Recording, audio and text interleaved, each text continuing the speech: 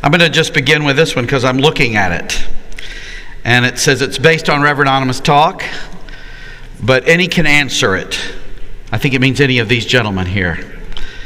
How do we appropriately balance sharing our story and sharing the Word? And referring then to Colossians 4:3. I definitely believe and have seen evangelism turn into sharing testimonies and not sharing the actual gospel. How do we deal with that? Testing. I would say it's not either or. If you're telling your story right and you make Jesus the hero of your story, you've told them the gospel. If I think of the man of the Gadarenes, Jesus told him, go back and tell what God has done. Not what you've done, but what God has done for you. And I think if you tell your story in terms of my problem, Jesus is the solution, in a sense. It's like telling somebody, you know what? I had those same symptoms. I was feeling faint. My heart was palpitating, da-da-da-da-da-da. I went to such and such doctor. He prescribed this and this, and I followed this and this medicine, and that made me well. In a sense, you do the same thing. This is my problem. Here's how Jesus fixes me. And you're telling the gospel. It is a gospel story. This is a challenging one. Was sent, I think this was the first one for this morning's panel. And it's asking about theodicy, the problem of evil. It's put in a particular sharp way, but it's asking about the problem of evil. How do you answer a woman who asks, why did God allow me to be raped or sexually abused? But of course that question is really, why is there evil in the world? It's personalized there, but it's part of the same whole concern. So who would like to say something about that? Go for it, Eric. Defer to wisdom. In so many of those situations, my answer is I just don't know why God allowed whatever has occurred in your life. Devastating and heartbreaking, it's the reality of the fallen world in which we live, of which we are all a part.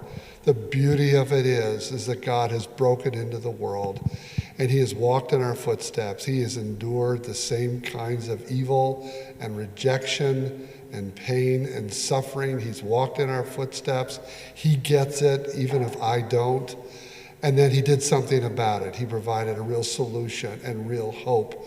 So that's what you can embrace. Why He allowed this to happen to you, I don't know. I'm not God. I won't even pretend that I can answer that question. But then I will recite what I just shared today. Right. So I think that's important. So you fully sympathize with the person. You say, this is horrible. Full stop. Right. But God Himself cried out, why have you forsaken me? Exactly. The cross, this is an opportunity to talk about the cross. And that's where we find these things really answered, is in the cross of Jesus Christ. Because if He did that, if He endured that for us, that begins to get at it. I teach apologetics, so I have to deal with this a lot. I think any other explanation ultimately ends up insulting the person. The person himself, right. Because you don't understand and you do not know why, and any sort of rationalization of circumstances or anything like that is just not going to cut it. You just simply have to go to the cross. I don't think there's any other solution. Any other thoughts? I think the two emphases, number one, probably the first thing I would say is I'm so sorry that you've had to go through that, because it is indeed very, very difficult. The second, which is what Brother Ted has mentioned, isn't it amazing that God, in His plan of salvation, involves the suffering of His dearest Son? Simply repeating what you've said. And I think that in itself is where we find our comfort. There are several questions along the lines of how do you go from small talk to something else. One person puts it this way: how do you ask deep, thought-provoking questions? But there are several along the lines of bridging the gap from engaging somebody, interacting with somebody, getting to know somebody, being pleasant and agreeable and enjoyable with a person, and then taking it to that level of... So if I can talk to that one, and I'll kind of synthesize a little bit of what has already been said, interpreting my way. Everyone has a story, and everyone's kind of telling you that story in all kinds of little, sometimes subtle, sometimes not so subtle ways. Think about what people are telling you by what they wear or what they've tattooed on their body, even their body language, their eye contact or lack thereof. I can remember doing something like evangelism with some folks in downtown Philadelphia, part of a class, and we were trying to look for ice-breaking things, and there were these 3 young people there. They looked Hispanic. They were from Spain. And one young guy had 3 crosses tattooed on his arm, and the guy, he wouldn't stop flexing. He was just like, not Ken. And that was my attempt to talk to him. I was like, hey, all right, you obviously like showing off. I can't tell if it's your arms or your crosses, so which is it? And we just started talking. I'm like, so tell me about the crosses. Why do you wear 3 crosses? And he got real serious and started to tell, a little bit of a serious story, Roman Catholic, predictably. And we kind of went down the gospel trail. But let me just, a couple other just small iterations, like t-shirts. Like when I see young people wearing Metallica t-shirts, I like Metallica. It's great to work out to. If I see a young person wearing a Grateful Dead t-shirt, I'll kind of rebuke them, like, why in the world are you wearing that? Like, you're only 12. How can you possibly even know who they are? But what's your favorite Grateful Dead song? And they'll tell me, and I'll tell them mine. I'm like, you won't believe this, but like the Grateful Dead changed my life. Jerry Garcia actually helped me become a Christian. And they'll look at me like, what? Are you smoking? I'm like, not anymore. And then I will use that to kind of launch into, but the point is, everybody, this is important, every person's like a book. And we learn how to read books paying attention to details. If you think of people the same way, every person is a book, and we learn how to look at the details and then exercise a little wisdom to try to pull a proper thread. We'll blow it, maybe even 9 out of 10 times, but failing for Jesus is fun. Right? And then there'll be the occasion where you happen to pull the right thread and you get a really good conversation going. But I think it's a mindset of intentionality that sees people as people, evidencing the story of their lives in some subtle way, and then pulling on that thread in a non-confrontational way, but then moving from their story to the gospel story. I don't think you can always turn a conversation about the Chicago Bears or the Cubs or something like that into a gospel conversation, unless you want to talk about fallenness. I guess you could do. I guess you could Don't talk about fallenness when the Cubs are about to play Milwaukee. That's right. That's right. But there's just so much that goes on in day-to-day rhythms, and just the news or tattoos or whatever. And even if you don't, there's just ways to do it. I mean, some of you got those questions. Well, one person is saying, I don't know how the conversations are going to go around Thanksgiving dinner this year with our family. They'll be all over the map. But I've got 4 kids. They're all married. They all have their own children. And none of them are going to church. They've all dropped out. They raised them in the churches and everything. They've all dropped out. I've never known how to approach them about anything. So what I've decided to do is that after dinner, when we all kind of gather in the living room, I'm going to say, sit down, and I want to find out what each of you thinks about these questions. And so she decided to go through the questions. So she's not looking for a way to turn casual conversation into gospel conversation. She's just going to say, I'm just going to create a situation because I want to know why my kids aren't going to church anymore. But I want to do that more from a way of, what do you think about these kinds of life questions and issues? And then we'll go from there and see what happens. So I don't think you can necessarily even try to turn every casual conversation. Just have a fun, casual conversation. Just do that and get to know people, build a relationship, have fun. But every now and then you might even think about, if there isn't a way that I can make a connection, maybe I create one. Can I throw in a quick word? I don't think programs would come up a lot here. It might be worth saying, on the one hand, I am not a program guy. Like, I'm not married to EE or Christianity Explored or Two Ways to Live. I think I've reviewed them all, most. But I would say it'd be great for your churches to go through something together, like Christianity Explored or Two Ways to Live or some of the other paradigms that have been referred to or demonstrated, what Reverend Vanderhart referred to. And here's the value. Even if you don't stick with it and sort of adopt one as this is going to be our thing, once you've learned one, you can kind of pivot from that pretty naturally. And I think one thing a lot of us struggle with, and this is why Ken's talk was helpful, a lot of us struggle to tell even our own stories well. Like, if I were to ask you, so how did you come to Christ? How did you get converted? Or how it's worded. I'm amazed how often Christians are really clumsy at answering that question and kind of stumble over their own language. So to know how to tell your own story clearly, that's huge.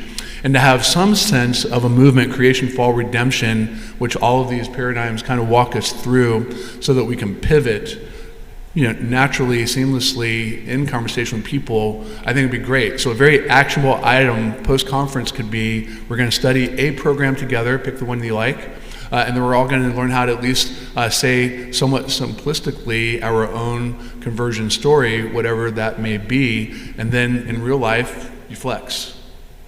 You know what I mean? Here's a question. While marriage is the norm, how can singles open those doors of hospitality and evangelism when you don't have that helpmeet?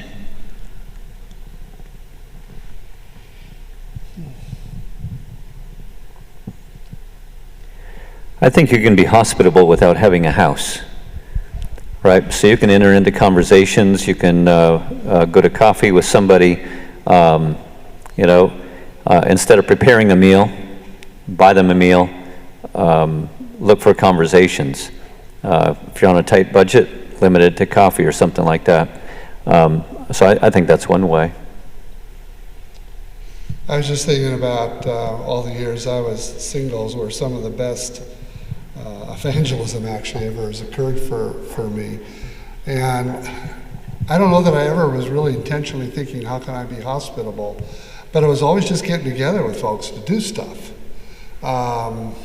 Whether it's going to sporting events or just going out and hanging together or doing something, just always wanting to be a part of that. And if nothing was happening, suggest it would happen. Hey, let's get a couple of us to go do this, that, or the other thing. That led to all sorts of conversations, late night kind of thing. We used to call them in my day and age rap sessions.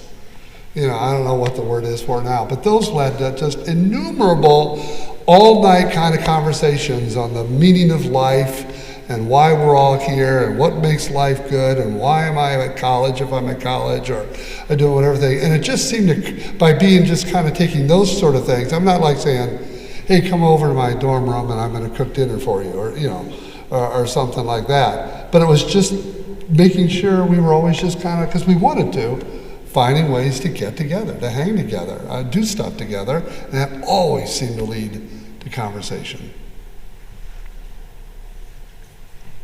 Well, someone wants to know about any particular advice for evangelizing the cults.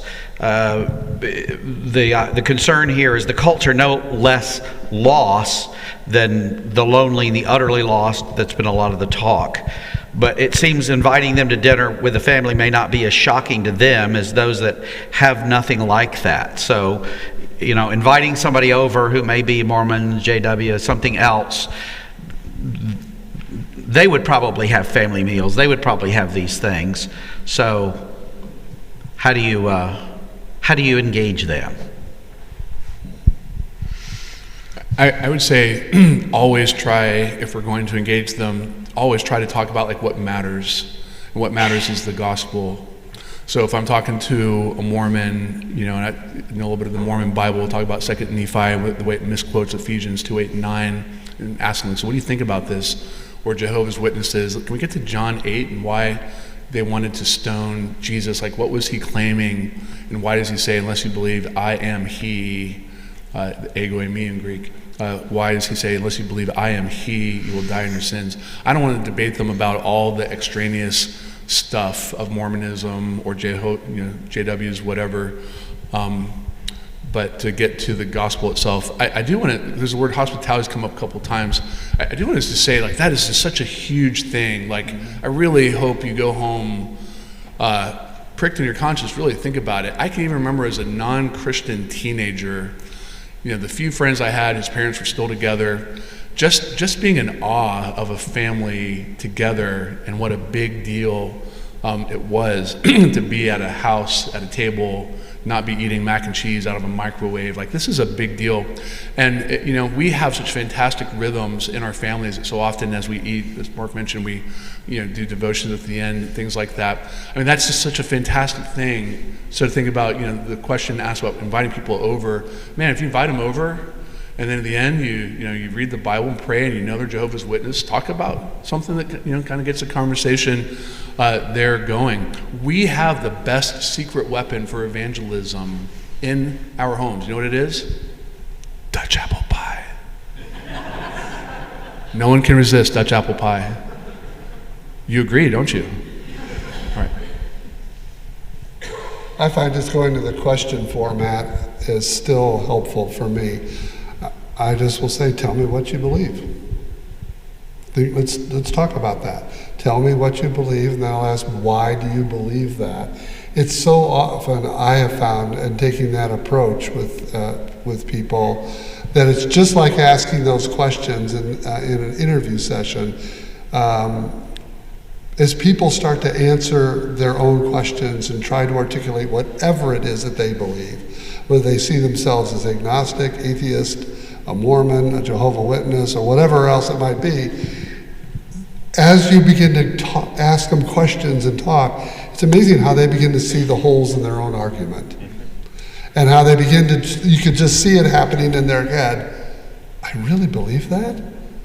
Or they're not able to articulate things very well.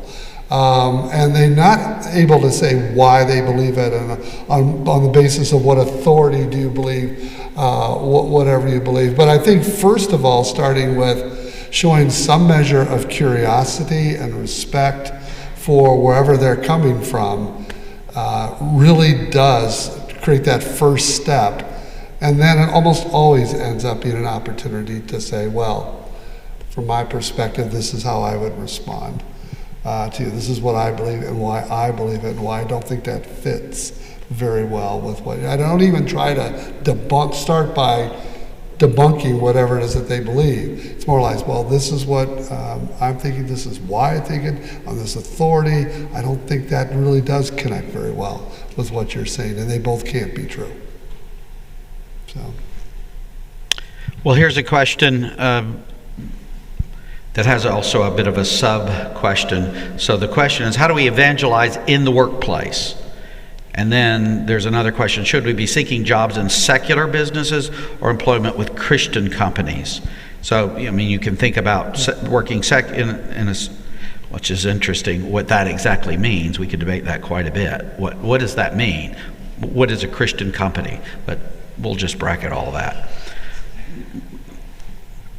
That I'm not kidding. What does that mean exactly? Should we be seeking jobs in secular businesses with Christians? How do we evangelize in the workplace?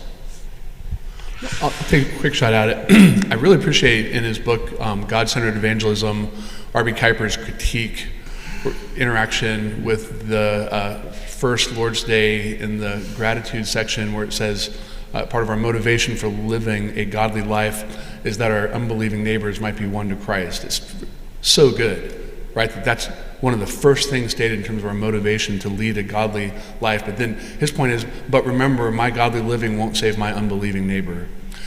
And when it comes to the workplace, I would actually say, this is going to surprise you maybe, I don't think we're supposed to be trying to evangelize in the workplace in a technical sense, because we're being paid to work.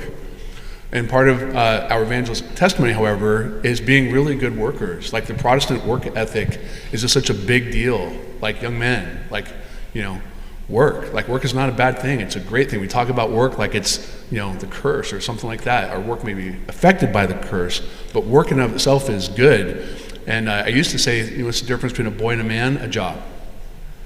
There's a lot more to it than that. But having a good work ethic is hugely important. And if you're trying to evangelize instead of working, in a certain sense, you're stealing from your employer. Because they're not paying you to stand around and practice the 4 spiritual laws. They're paying you to work.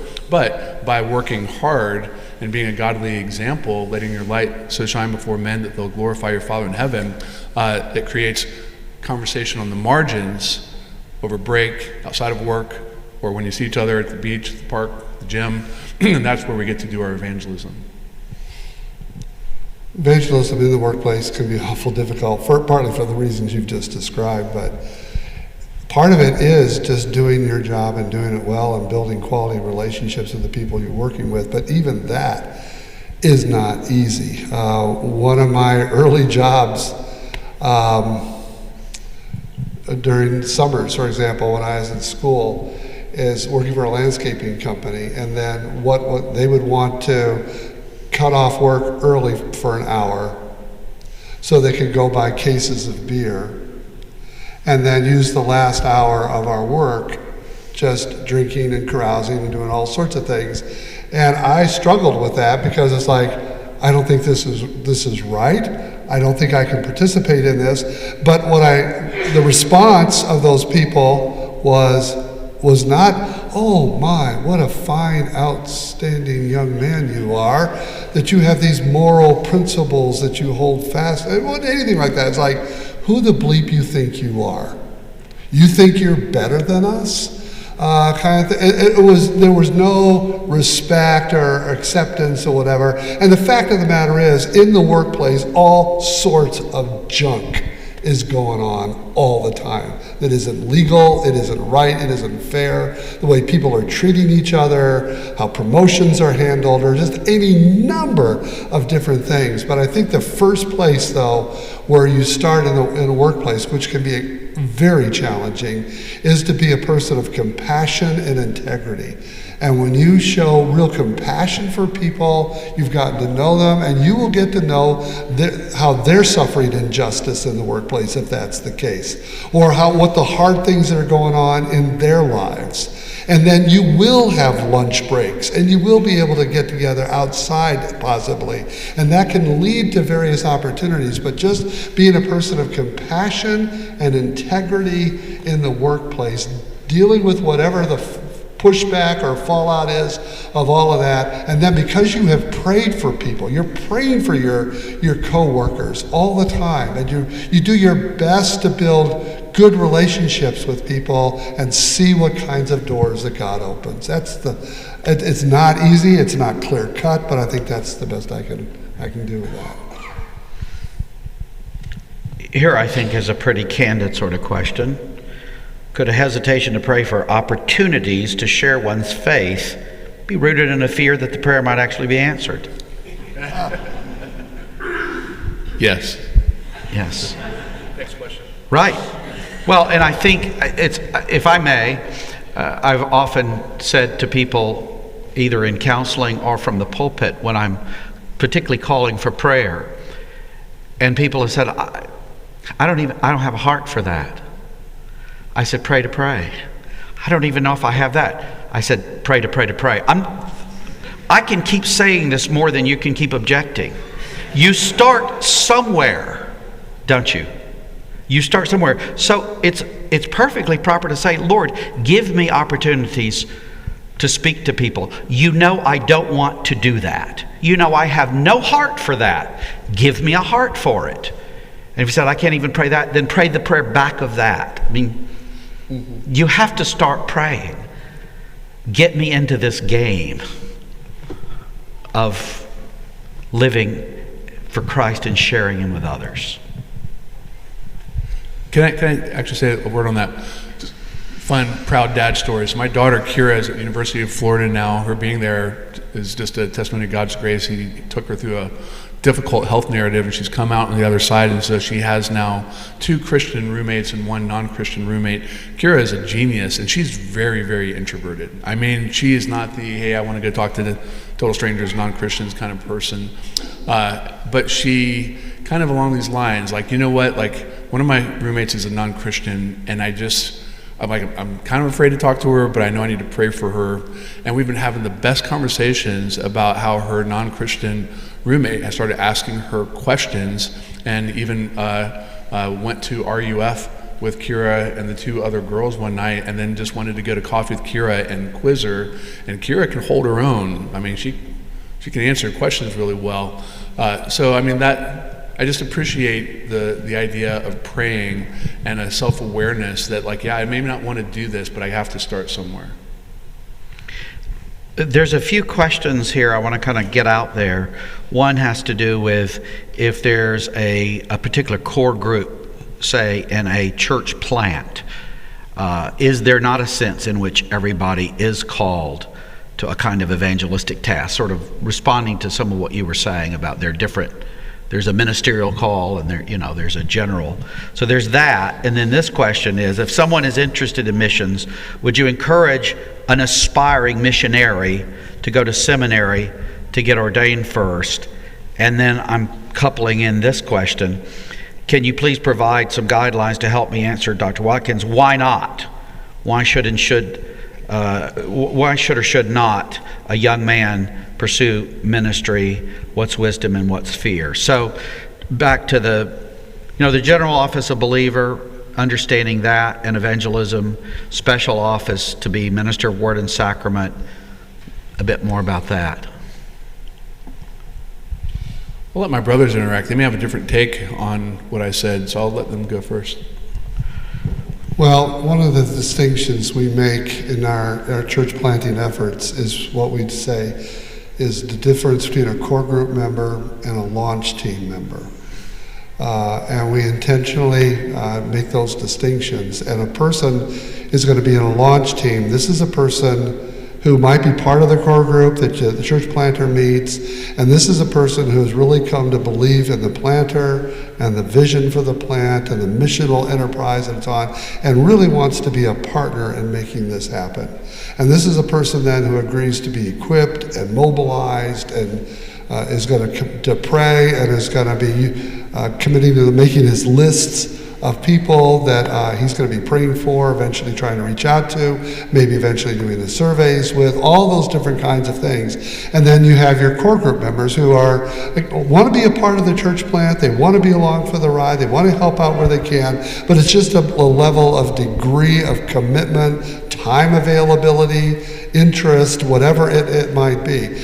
And one of the things we have learned over a period of time, that the viability of a church plant depends more on whether God raises up a launch team than whether he has a core group. You can have a large number of people that are in a core group. That does not necessarily mean you have a healthy church planting scenario on your hands. But if you have 6, 10, 12, 15, whatever, launch team types of people, then you probably have a viable church plant on your hands. And we found that if you start trying to treat core group people with the same level of expectations and so forth as a launch team person, they get overwhelmed, intimidated, scared, and they go away. If you try to treat a launch team person like a core group, they get frustrated and discouraged. They want to begin to see things happening. And so won't go into all the dynamics that are involved and how you work with the two, but we try to make that distinction. And that in some ways is a little reflection of evangelist capital E versus evangelist small e, and how it works out and how we go about doing our early stages of church planting. There's a real fascinating interaction between T. David Gordon and Fowler White on the role of lay people in evangelism. If you want to kind of deep dive, you can find it online. You can email me, I'll send it to you. And they both approach the question of lay people in evangelism from the position of ethical obligation. Are you sinning if you're not out doing it? Mm-hmm. And one author says no, one says yes. They're both in the PCA, they both have PhDs in New Testament. It's kind of fun to watch them spar. What's disappointing about the discussion to me is they reduce the question to ethical obligation rather than are we free to share the gospel, motivated by, say, nothing more than thankfulness. And so with that, thinking about the way the Heidelberg Catechism introduces the role of lay people in evangelism, I think it's important to note that it's in the section on gratitude and not in the section on law. like this is one of the things, like the woman at the well, right? Like Jesus didn't even tell her to go back and talk to the town people. She didn't get baptized. She didn't get catechized. She didn't go to seminary. She didn't go through EE. She just met Jesus, and her life would never be the same.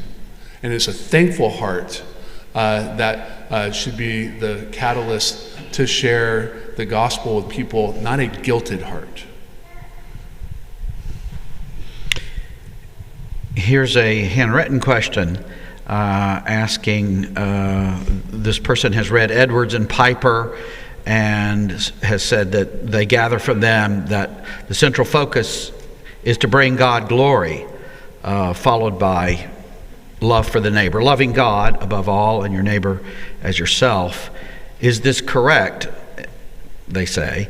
How can we be, but here's the question, how can we be greater in gossiping the gospel for God's glory? They seem very proud of their alliterations. They say that. How can we be greater in gossiping the gospel for God's glory? I think we just spent about 24 hours trying to answer that there. I'm not quite sure, without repeating a lot of what we've said, how to answer that differently.